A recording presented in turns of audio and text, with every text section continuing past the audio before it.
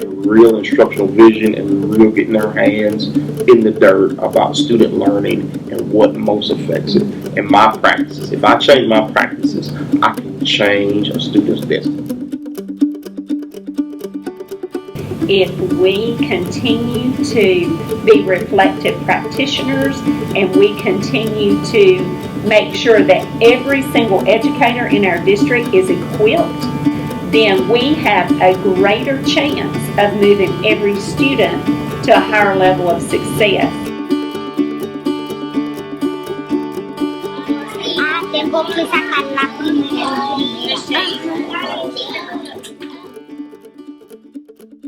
Dr. Womack has had a vision since she's been here really about we don't do turnaround training.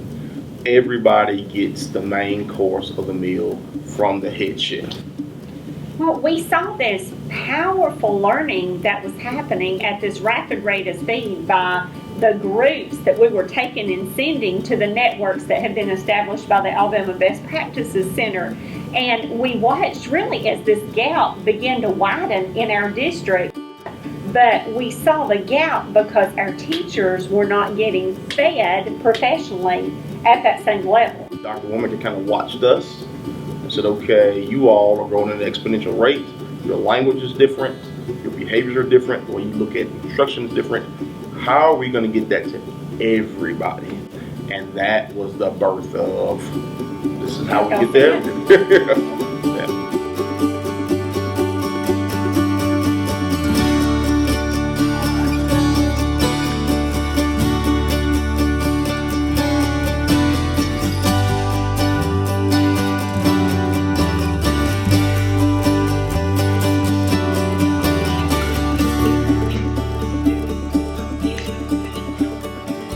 What I have noticed in my work in Florence and with Florence educators, the culture in Florence City Schools really celebrates the learning of adults as well as the learning and achievement of students. That there's a real understanding on the part of the leadership if all students are to learn and achieve at high levels, then adults will need to be learning every day.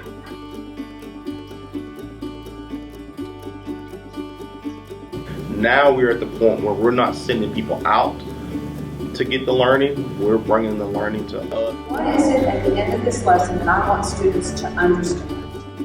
But FLCN is basically the day that we feed, those days we feed our teachers information about best practices. For instance, in our district we focused on student engagement. And so for those four days of the year, we feed our teachers what experts say are the best practices about student engagement.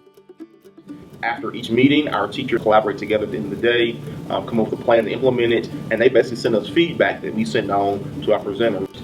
It is always responsive to the learners. So you must figure out how to do things differently as a district. And for us, we felt that it was worth taking 4 instructional days and adding those as long weekends for students and families. And in exchange, all of our teachers and leaders are coming to learn together all day long in a powerful way. The other 3 days of the year, the data takes front stage because we've had the learning. Now we look at the data and see how that is impacted, has been impacted by the teacher learning.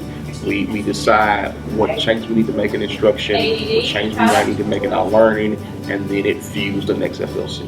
Like we might use a reworked passage and they answer the comprehension, you know, it's one that's centered around theme. What's something y'all use that seems to work really well? Also, not just teachers taking ownership for the learning of their students, our students are taking ownership for their own learning in the classroom and monitoring or self-monitoring their own achievement. We have transitioned from doing something to them to doing something alongside them to here is an opportunity for you to do. They are seeing the results in their classroom, whether it be small group instruction in the classroom or the protocols they're using to really get students to go deeper into their learning, and they're seeing how students are internalizing that. We really have moved from 7 separate schools to like a school district with 7 schools. We are really looking at a mindset of learning and mastery for a district. We're trying to master standards for 3rd grade math across the district. Last years it was, I go into my room and I shut the door, and if I have a great recipe for success, I'm certainly not sharing it because I don't want you to get ahead of me. And I think what we've seen through this network, it really has forced us to open up and to share our best practices with each other. Even big back on that, talking about connectedness, we have teachers in each other's rooms. We have administrators from other schools in each other's schools doing walkthroughs. Central office now does walkthroughs in everybody's school. We're partnering with the IPs to do walkthroughs. Yeah. I mean, so it really is, we are really trying to grasp that district vision for mastery. Teach, Learn, Connect is also one of those dynamic pieces, as that professional learning anytime, anywhere for our teachers. And so as the FLCN has developed more in our day-to-days and all these walkthroughs and connectiveness within the classroom, what we've seen is then teachers are inviting and eager for video snapshots of standards in action or learning in action or student engagement in action so that other teachers can learn from those.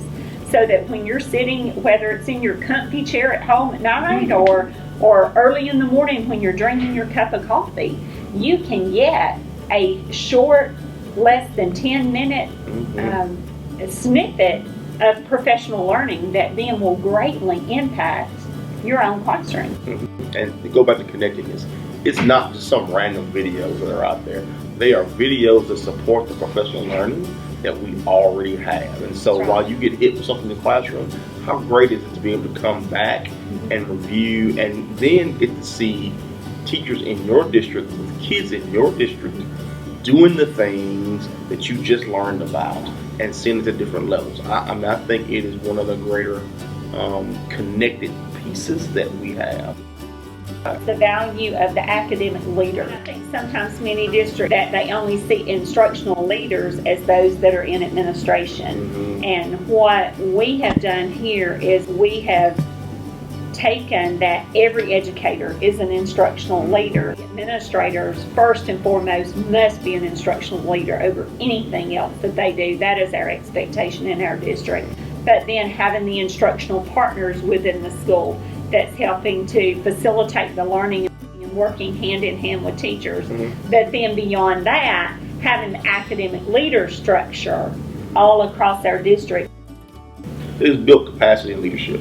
Absolutely. I mean, it's been phenomenal, and not just in any kind of leadership. It has built capacity and instructional leadership, and real instructional vision, and real getting their hands in the dirt about student learning and what most affects it.